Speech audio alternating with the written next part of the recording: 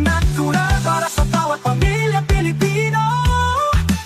Maging malusog, mapagmalasakit, buhay na mas... Magandang araw po ulit sa inyong lahat. No? Tayo nagbabalik sa segment nating Alagang Natural. Ako nga po pala ulit si Doc Anton Roquel at ang segment natin ngayon ay Kalusugan, Kalikasan, kontra Trangkaso. So, ngayong araw na to, pag-uusapan natin ng isang sakit na madalas tumataas ang kaso tuwing tag-ulan, malamig, or again, palit-palit or yung klima ng mga panahon. No? At ito ang trangkaso or influenza or kadalasan tinatawag naming flu.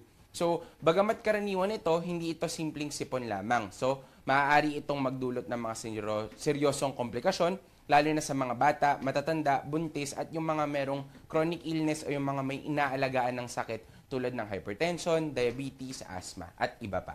Ayan. So, ano nga ba ang influenza at saan ito nanggagaling? So, unang-una, ang trangkaso po o influenza ay dulot ng isang virus. At ito ang influenza virus. Yes po. No? Nasa pangalan na kaagad.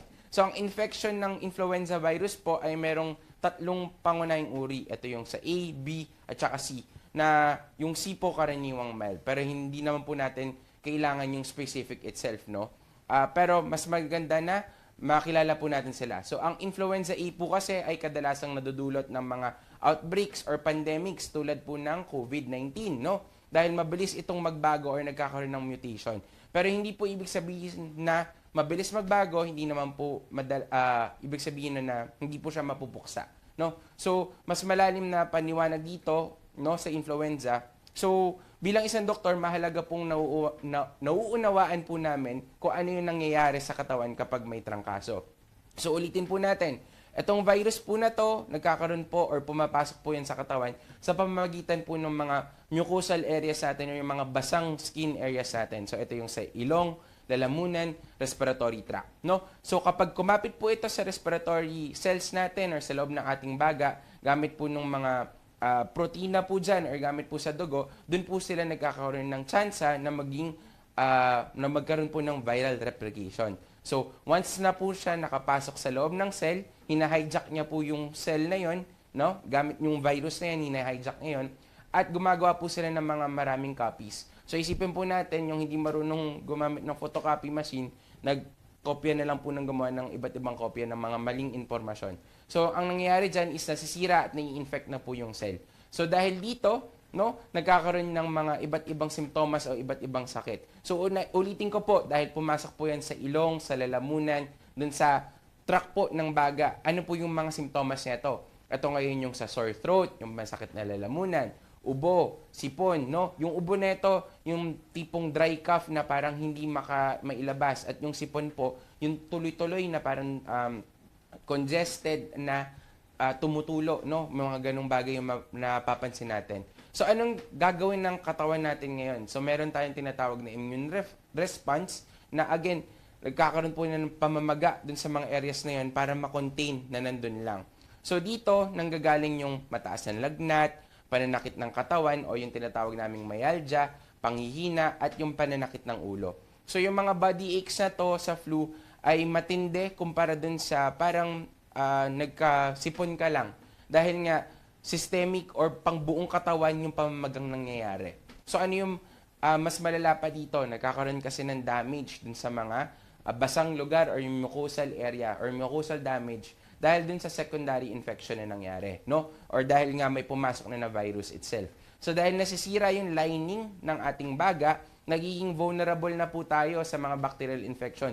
So isipin nyo, nagkaroon ka ng viral infection, bigla ka pang nagkaroon ng bacterial infection. Yun po yung tinatawag nating secondary infection na nangyayari. So maaari itong mauwi sa mas malalang sakit na tulad po ng pneumonia or pulmonia, no?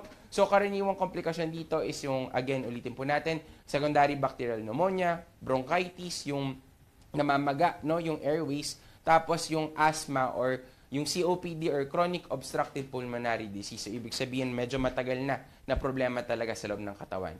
So, paano na, or ano na yung next step, Doc, no, na pumasok na sa katawan, nilabanan na ng katawan, pero na tayong tinatawag na recovery phase. Yan. Sa recovery phase, dito natin makikita na lumalakas na ulit yung immune system. Nakokontrol na yung replication, ibig sabihin, nahanap na yung tao na gumagawa ng mga photocopy na mali. Ayan. So, unti-unting gumagaling yung katawan, no? sa isang linggo or mga around 5 to 7 pa yan tumagal ng hanggang 1 hanggang 2 linggo. So wag niyo naman kayong hard or harsh sa sarili ninyo kung akala niyo parang hindi kayo gumagaling, no? So paano ba tayo ulit nahahawa? Unahin ko po, ito yung sa pag-ubo or sa pagbahing or yung respiratory droplets. Ibig sabihin po kung ako parang haching, nandito po kasi yan sa aking kamay ngayon.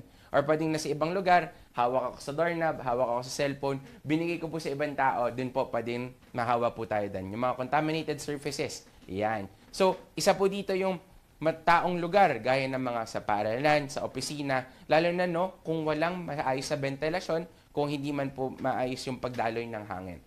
So, nakakahawa ang flu kahit isang araw na po, no, na nandun sa loob ng office itself. Ayan. So, dapat po talaga ikutin po natin yung hangin pagkatapos po natin gamitin yung mga kwarto na pinapasukan natin. So, ano ang dapat natin gawin kung may trangkaso? Unang-una po, magpahinga. Tama po yan. Dapat po tayo matulog, magkaroon po ng tamang nutrisyon, pagkain, at maraming fluids. Doc, question, ilang fluids po ba ang kailangan na iniinom ko sa isang araw? So, sa atin pong mga working, dapat po 2 to 3 liters ng tubig. Ulitin ko po, tubig, hindi po juice, hindi po sports drink, hindi po kape. Dapat po tubig. Ayan, no? Susunod po natin, kung magkaroon man po ng lagnat or body pains, uunahin po natin ay paracetamol. Wag po ibang gamot. Paracetamol po natin. Bakit? Ito po kasi yung tinatawag nating antipyretic na nagpapababa po talaga ng lagnat. Pang-apat po is, siguro masaya po tayong lahat dito, iwasan po natin yung pagpasok no, sa trabaho or sa paaralan. Bakit? Dapat po kasi tayo magpahinga at kung pwede po, magpakonsulta na po kaagad tayo at magpatingin kaagad, no? Lalo na kung hirap sa paghinga, merong chest pain, parati or sobrang taas talaga ng fever. Ang fever po natin, ulitin ko po yan, ay 37.5 degrees Celsius pataas, no? So, mas maganda kung meron tayong thermometer sa bahay. Matinding panghihina, yung tipong hindi ka na makatayo, meron ka ng konting pagkalito, confusion, no?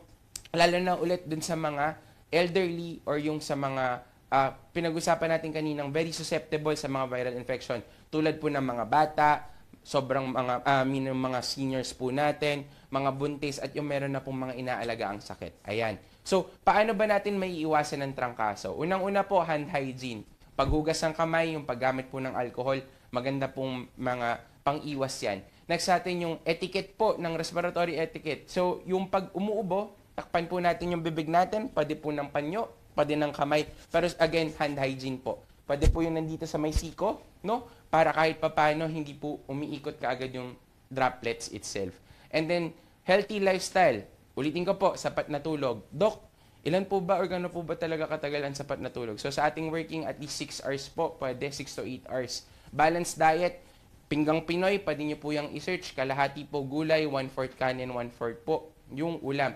So, at saka regular exercise. Ilan po ba yung regular exercise? At least 30 minutes per day po na tuloy-tuloy. Ulitin ko po tuloy-tuloy. Hindi po yung 5 minutes ngayon, 5 minutes mamaya, 5 minutes sa susunod para mabuo yung buong 30 minutos. Dapat po tuloy-tuloy na 30 minutos yan. And then lastly, annual flu vaccine. Nire-recommenda po natin ito, ulitin ko po, sa mga bata, senior citizen, no? Sa mga buntes at yung mga merong inaalaga ang sakit tulad ng mga diabetes, hypertension, asthma, yung mga pang-immunocompromised na po, no? At saka isiksik na lang din po natin dito yung mga supplementations, mga vitamins, minerals na pwede po nating inumin tulad ng Immune Advance at saka ng Flavon Pro na nagtataglay po ng mga herbal at saka mga vitamin C at saka zinc, no, na mga minerals na kailangan natin sa ating katawan. At again po, ulitin natin, nakakatulong din po kasi to sa overall immunity natin at sa overall lung health. Ayan. So, araw-araw ang digmaan. Umaga't gabi sumasabak sa laban. Dapat protektado ka outside at inside. Immune Advance contains 4 active ingredients gaya ng lagundi, malunggay, non-acidic vitamin C at zinc. Tulong pampatibay resistensya para tulong proteksyon. Isama pa ang proper diet at exercise. Para katawan ay handa, Immune Advance helps support a healthy immune system. Immune Advance ang sandata. No approved therapeutic claims. Ang Immune Advance ay hindi gamot at hindi dapat gamiting panggamot sa anumang uri ng sakit. Available in Shopee, Lazada, and other leading drugstores.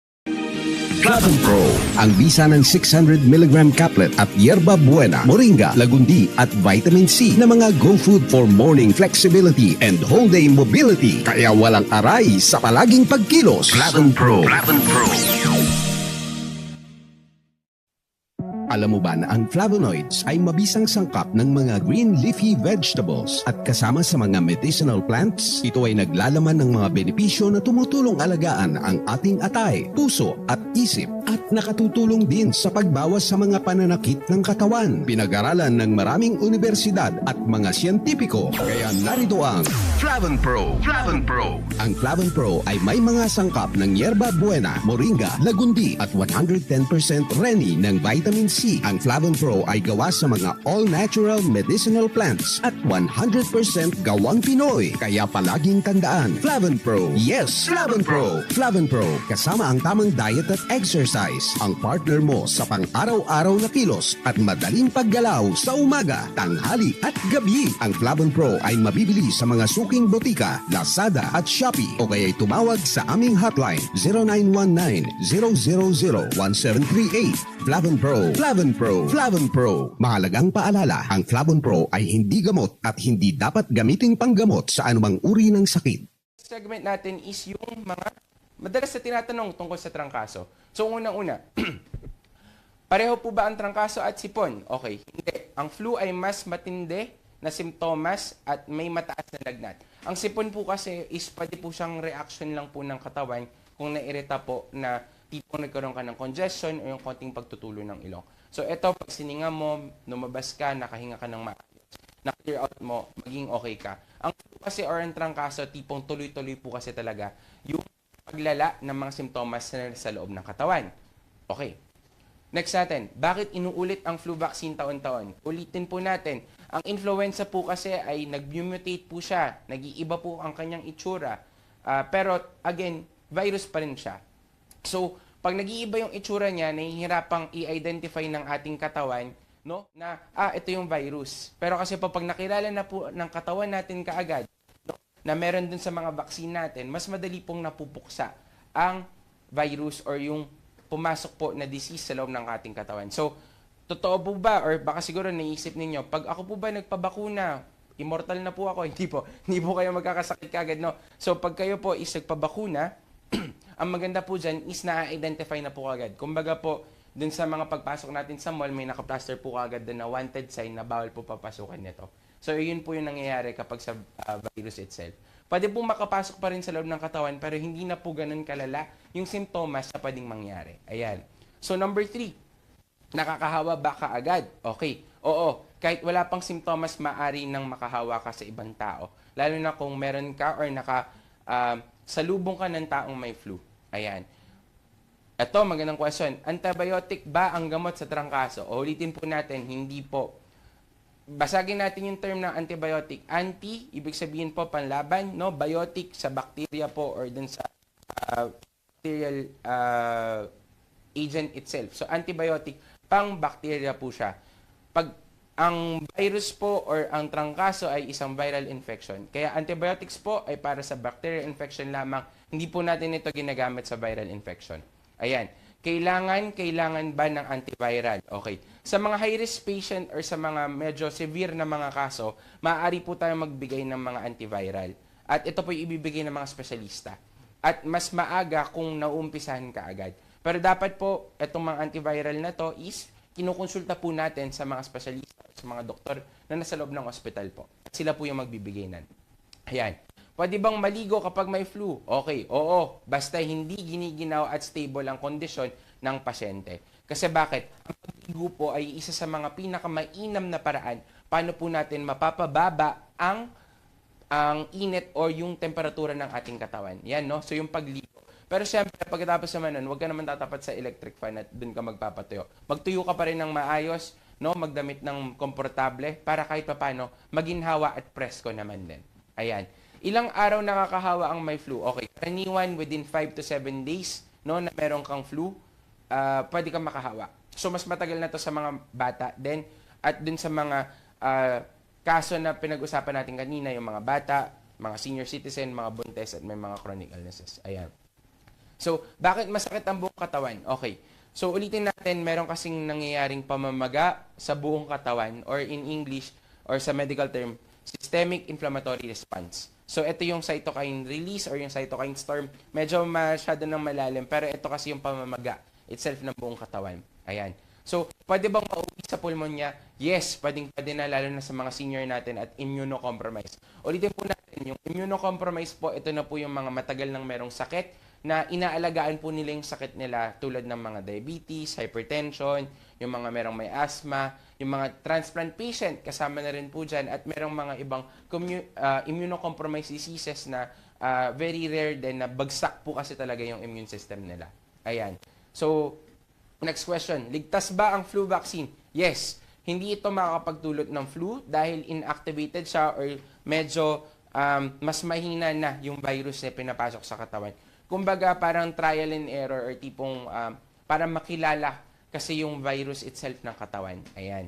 So, pwede bang magkasabay ang flu at dengue? Yes, posibleng-posible po yan, lalo na sa mga panahon na talagang mataas tulad ng tag-ulan, no? Ang flu at saka ang dengue. Kaya mahalaga din yung tamang diagnosis at magpakita ka agad sa doktor, lalo na ng mas maaga, para maagapan natin yung mga sakit na yan. And then lastly, kailangan ba dapat magpa-check up? Yes po, ulitin ko po. Kailangan po magpa-check up kasi meron tayong mga red flag symptoms, no? May mga simptomas na mga magkakaparehas kasi tulad nga po sa trangkaso at saka sa dengue. At ito yung mga pwede kasing pumasok sa high-risk group, no? At ulitin natin yung mga kaso para dun sa mga bata, senior, buntes, at yung mga may chronic illnesses or may matagal ng sakit.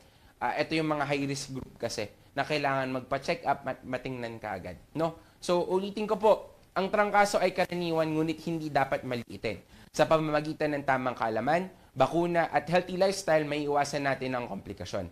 At ito nga ulit ang ating segment na kalusugan, kalikasan kontra trangkaso under Alagang Natural. So maraming salamat po. Ako nga po pala ulit si Doc Anton Roquel at sama-sama nating pangalagaan ng ating kalusugan laban sa trangkaso. Maraming salamat po.